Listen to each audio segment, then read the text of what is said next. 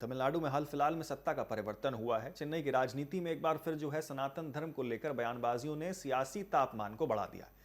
आपको बता दें कि यहाँ पे डीएमके के वरिष्ठ नेता और तमिलनाडु विधानसभा में विपक्ष के नेता उदयनिधि स्टालिन ने पहले विधानसभा भाषण में सनातन धर्म को लेकर ऐसा बयान दिया जिसने राष्ट्रीय राजनीति में नई बहस छेड़ दी है। विधानसभा में बोलते हुए उदयनिधि स्टालिन ने कहा कि सनातन एक ऐसी विचारधारा है जो लोगों को बांटने का काम करती है और इसे पूरी तरीके से समाप्त कर देना चाहिए। उनके इस बयान के बाद भाजपा सहित कई हिंदू संगठनों ने तीखी प्रतिक्रिया भी दी है, जबकि डीएमके समर्थक इसे सामाजिक न्याय और समानता की लड़ाई का हिस्सा बता रहे हैं। तमिलनाडु की राजनीति में लंबे समय से यहां पर द्रविड़ आंदोलन और सनातन पर बहस का इतिहास रहा है, लेकिन उदयनिधि स्टालिन के हालिया बयान ने एक बार फिर से राष्ट्रीय स्तर पर राजनीतिक और वैचारिक टकराव को सामने लाकर खड़ा कर दिया है। तमिलनाडु की 17वीं विधानसभा में विपक्ष के नेता के रूप में ये उदयनिधि स्टालिन का पहला भाषण था। उन्होंने सबसे पहले आपको बता दें कि निर्वाचन क्षेत्र की जनता का धन्यवाद किया, जहां से उन्होंने जीत हासिल की है। इसके साथ ही उन्होंने अपने गठबंधन दलों के नेताओं और पार्टी कार्यकर्ताओं के प्रति भी आभार व्यक्त किया है। उन्होंने विधानसभा के नए अध्यक्ष और उपाध्यक्ष को शुभकामनाएं देते हुए कहा कि लोकतंत्र में विपक्ष की भूमिका बहुत महत्वपूर्ण होती है। उदयनिधि ने कहा कि डीएमके एक रचनात्मक विपक्ष की भूमिका निभाएगी और सरकार के अच्छे फैसलों का समर्थन करेगी। उन्होंने ये भी कहा कि तमिलनाडु की जनता ने विपक्ष को मजबूत जनादेश दिया है और यहाँ लोकतंत्र के लिए ये एक बहुत सकारात्मक कदम माना जा रहा है। अपने भाषण के दौरान उदयनिधि स्टालिन ने कहा कि विपक्ष का काम केवल आलोचना करना ही नहीं बल्कि सरकार को सही दिशा दिखाना भी होता है। उन्होंने उदाहरण देते हुए कहा कि जिस तरह से वाहन को नियंत्रित करने के लिए ब्रेक जरूरी होती है, उसी प्रकार से सत्ता को संतुलित रखने के लिए एक मजबूत विपक्ष वो आवश्यक होता है। उन्होंने कहा कि डीएमके जनता से जुड़े मुद्दों को मजबूती से उठाएगी और राजहित से जुड़े मामलों में सरकार के साथ खड़ी भी दिखाई देगी। उन्होंने ये भी कहा कि तमिलनाडु विधानसभा को पूरे देश के लिए लोकतांत्रिक आचरण की नई मिसाल वो पेश करेगी। इस दौरान उदयनिधि स्टालिन ने सनातन धर्म को लेकर विवादित टिप्पणी एक बार फिर से कर डाली। उन्होंने कहा कि सनातन ऐसी विचारधारा है जो समाज में विभाजन पैदा करती है और इसे खत्म किया जाना चाहिए। उन्होंने ये टिप्पणी सामाजिक समानता और न्याय के संदर्भ में की है। उनके इस बयान के तुरंत बाद भाजपा नेताओं ने तीखा हमला बोल दिया। भाजपा नेताओं ने आरोप लगाया कि उदयनिधि स्टालिन लगातार हिंदू आस्थाओं को निशाना बनाते हैं और उनकी भाषा समाज में तनाव पैदा करने वाली है। सोशल मीडिया पर भी यह बयान तेजी से वायरल हुआ और समर्थकों इसी के साथ विरोधियों के बीच तीखी बहस वो शुरू हो गई है। दरअसल ये पहला मौका नहीं था जब उदयनिधि स्टालिन ने सनातन धर्म को लेकर विवादित बयान दिए थे। सितंबर 2023 में भी चेन्नई में आयोजित एक कार्यक्रम के दौरान उन्होंने सनातन धर्म की तुलना वो डेंगू, मलेरिया और कोरोना जैसी बीमारियों से कर दी थी।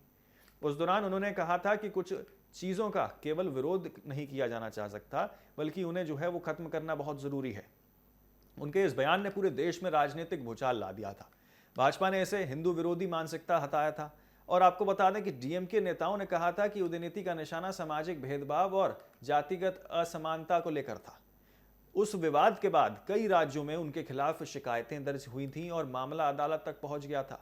उदयनिधि स्टालिन ने उस समय सफाई देते हुए कहा था कि उन्होंने किसी धर्म विशेष के लोगों को खिलाफ वो बयान नहीं दिया, ना कि उनको टारगेट किया है, बल्कि सामाजिक भेदभाव के खिलाफ अपनी राय उन्होंने प्रमुखता से रखी।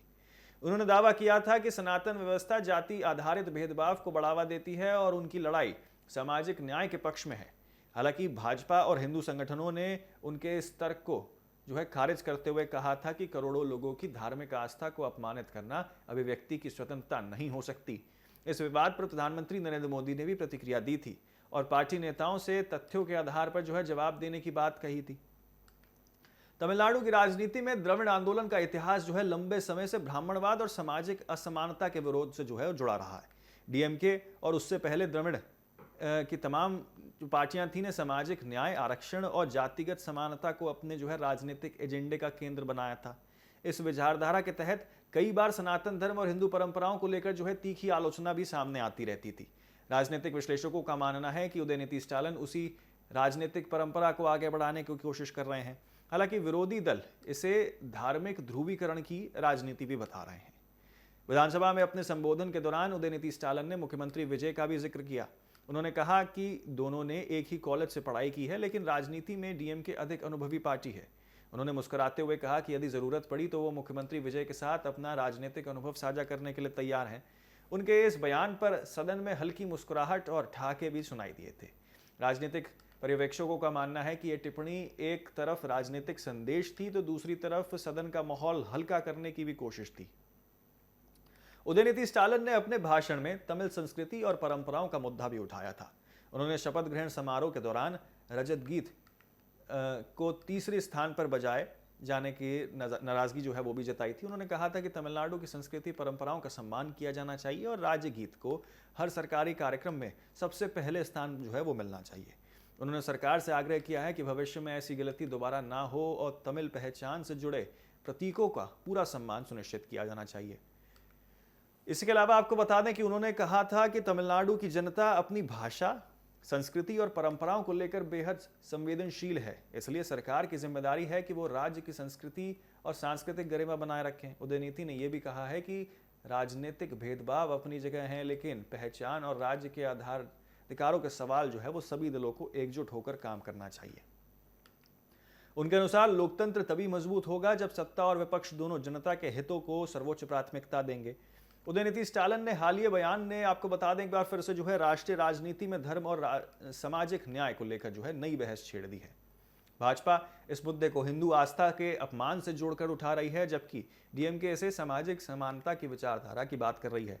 राजनीतिक विशेषज्ञों का कहना है कि आने वाले समय में विवाद केवल तमिलनाडु तक सीमित नहीं रहेगा, बल्कि राष्ट्रीय राजनीति में एक नया मुद्दा जो है वो बन सकता है, खासकर ऐसे समय में जब विभिन्न राजनीतिक दल सामाजिक न्याय, धर्म और पहचान की राजनीति को लेकर जो है नए विमर्श खड़े कर रहे हैं। फिलहाल उदयनिधि स्टालिन अपने बयान का जो है पूरा विश्लेषण बता रहे हैं और कायम नजर आ रहे हैं। सत्ता से बाहर होने के बाद भी उन्होंने अपने रुख में कोई नरमी जो है नहीं दिखाई दी है। आक्रामक तेवर उनके दिखाई दे रहे हैं सदन के अंदर। उनके इस बयान ने साफ संकेत ये भी मिलते हैं कि डीएमके आने वाले समय में सामाजिक न्याय और द्रविड़ राजनीति के पुराने मुद्दे को फिर से प्रमुखता से उठाने की तैयारी में है। वहीं भाजपा और हिंदू संगठन इसे हिंदू विरोधी राजनीति करार देकर वह लगातार हमलावर हो रहे हैं। ऐसे में यह देखना दिलचस्प ये भी होगा कि सनातन धर्म को लेकर शुरू हुआ ये नया विवाद तमिलनाडु और राष्ट्रीय राजनीति को आने वाले दिनों में किस दिशा में ले जाता है। राजनीतिक जानकारों का मानना है कि उदयनिधि स्टालिन के बयान का असर केवल तमिलनाडु तक सीमित नहीं रहेगा, बल्कि दक्षिण भारत की राजनीति में लंबे समय से जो है वो सामाजिक न्याय, भाषा और क्षेत्रीय पहचान के मुद्दे को प्रमुख रखते हैं। डीएमके खुद को आपको बता दें कि यहाँ पेरियार और अन्नादुराई की वैचारिक परंपराओं का उत्तराधिकारी जो है वो बनाती है और मानती है। इस कारण पार्टी अक्सर जातिगत समानता, आरक्षण और धर्मनिरपेक्ष राजनीति की बात करती है। उदयनिधि स्टालिन के हालिया बयान को एक फिर से जो है वैचारिक पृष्ठभूमि से जोड़कर देखा जा सकता है।